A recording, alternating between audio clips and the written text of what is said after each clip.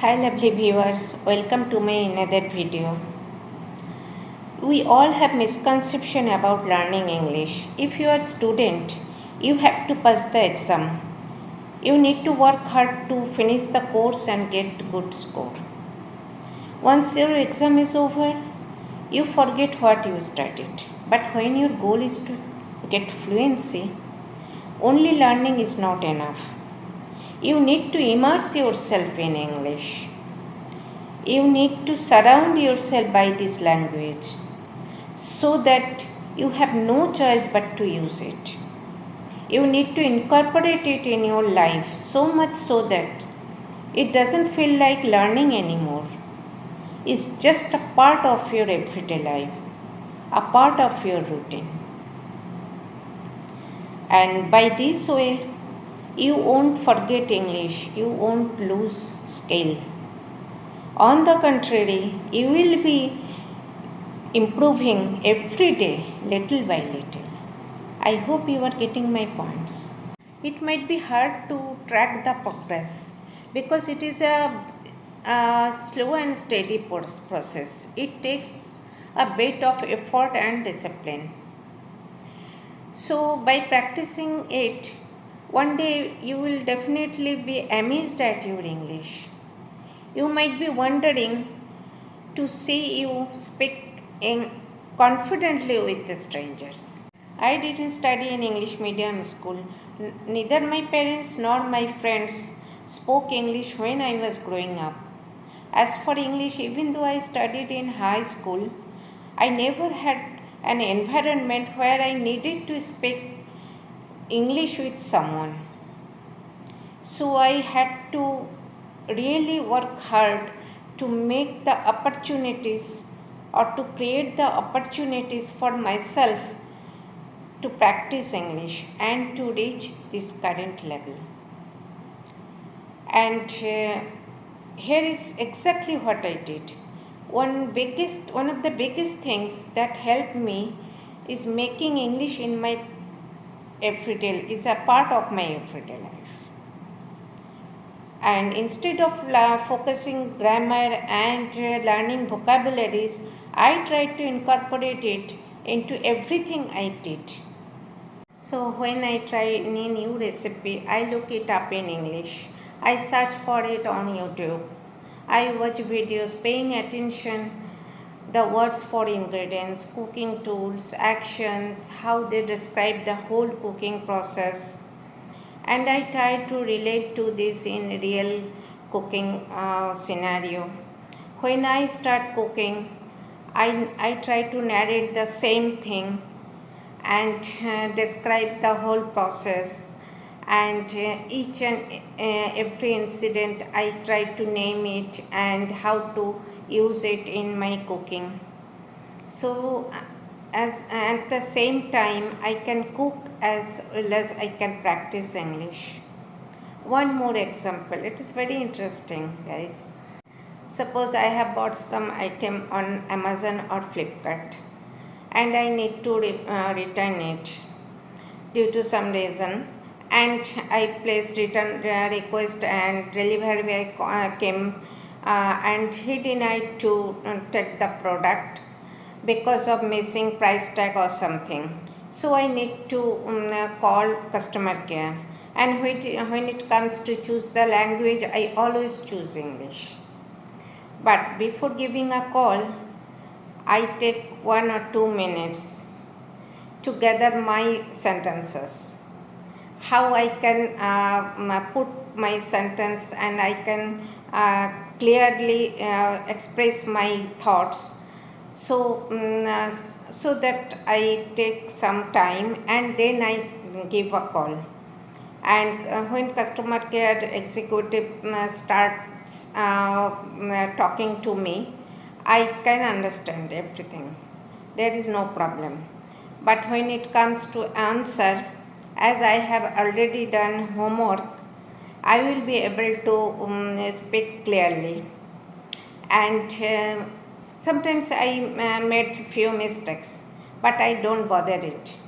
As the person in other side, I don't know, and he will not be able to judge me, or I am not afraid of making mistake or practicing my English. So I try to kill two birds with one stone. Now I would like to share with you few tips how to do it effectively. First thing first, you have to switch to your all devices and app settings in English. Send text message to your WhatsApp group in English. Don't bother what people are saying or thinking, okay? And it is a small habit, and I personally started this habit few years back, and still I am stick to it. Believe it or not, I text my daughter and son-in-law in English. Sometimes I struggle to find the right words, and but I keep on trying. I try 3-4 sentences instead of making one sentence to articulate my thoughts. But I do it in English. I never give up. So, friends, try to do it and incorporate this habit in your everyday routine. And I know it seems awkward and you feel under confident, but you have to keep it going because you want to improve your English. So it is a part of your learning process, and you have to embrace it. And the more you accept this thing, the quicker you become fluent speaker. And second point, watch TV shows and movies in English. This is a big step you have to take. Actually, in the family, all the family members want to watch anything on TV in their native language, right? And it is absolutely okay. But here comes to learn English, so you have to do it separately. You need to watch anything in English. You have to keep it in your mind. Whatever you read, whatever you listen, whatever you read, you have to do it in English, not your native language.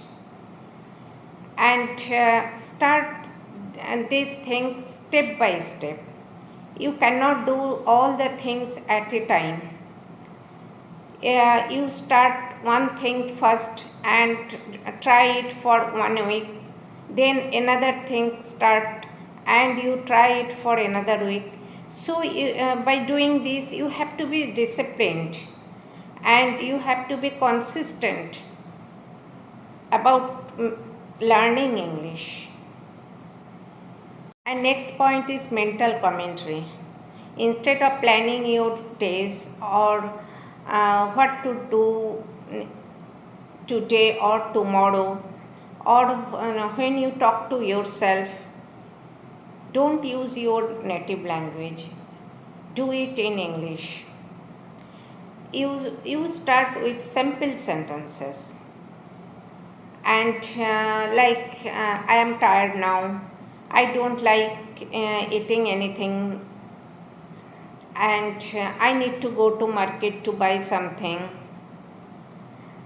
It is my brother's birthday, so I have to buy a gift for him. What is in your mind? Try to express it in English, verbally or out loud. It will be better if no one is listening to you. Then that time you will speak out loud, because when you speak out loud, your mouth muscle and brain work properly and coordinate at the same time, and it makes you fluent in short time. Next point is, try to explain your hobby in English. Hobby is something we like it to do in our leisure time, right? So if someone asks you about your hobby, try to explain it in English. But before that, you need to practice it. You need to talk to yourself first. Then you can talk to another people. So I love gardening. If someone asks me how to do it, I can easily describe it in my native language. But when it comes to speaking in English, I will definitely stuck. I will not get the right word how to explain it. And it is absolutely normal. So I started talking to myself. When I planted a flower plant, how I made the soil, what is the actual proportion of compost fertilizer and garden soil, how long it will take to 3 inches, and how I report, what is the exact time to report it, and how long it will take to blossom the flower, and how often I trim it, and how often I put fertilizers on it, how to use pesticides. So many factors are there. You need proper vocabularies and you need to make sentence according to that. So practice is necessary. How do you do it? You can speak to yourself. The more you speak to yourself, the more you become fluent. And it is a cognitive process, and it is a communication we use with ourselves. So do it in English, and by doing it, you can be able to immerse yourself in English language, and it is necessary to get fluency in English. And lastly, one thing I would like to say, that you should find the ways to have fun with it. You try to enjoy the English language. When you enjoy it, when you take interest, then you can speak from bottom of your heart, and you can explore the beauty of the language. And if you think it is like a pressure on your brain, or you feel exhausted to practice it every day, then you take rest, and you take break for few days and then start. Because when you feel pressure on you, you cannot learn anything. So it takes time, and you never root to yourself. And always don't expect that you can track your progress.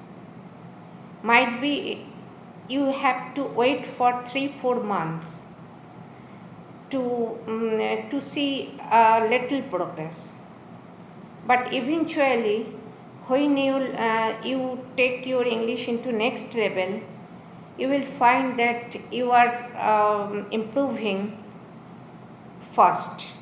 So okay guys, that's it for this video. I hope it was useful for you. If that was the case, please give a like and hit the subscription button. And I will see you in next video. Till then, take care, keep growing, keep learning, and thank you.